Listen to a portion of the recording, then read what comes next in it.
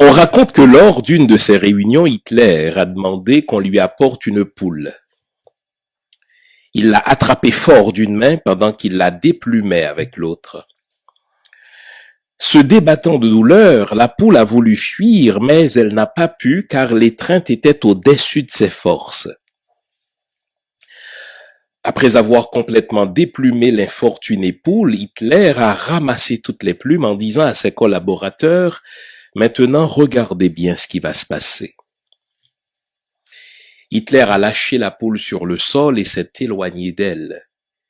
Il a pris une poignée de grains de blé et a commencé à marcher dans la pièce en jetant les grains de blé au sol derrière lui.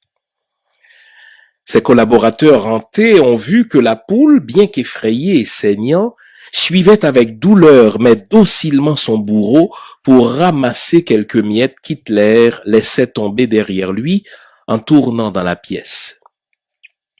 S'adressant alors à ses acolytes surpris, Hitler leur dit « Ainsi vous venez de voir de quelle manière on gouverne facilement les peureux, les lâches ou les faibles.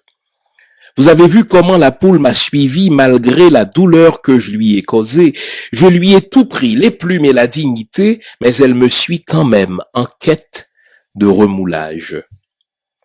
Ainsi, la plupart des gens, en quête de quelques miettes, suivent leurs gouvernants et politiciens malgré les mensonges, les promesses non tenues et la peine que ceux-ci leur infligent en leur ôtant la santé, l'éducation et la dignité. Le peuple suit toujours celui qui lui donne des miettes. Gérald Coton.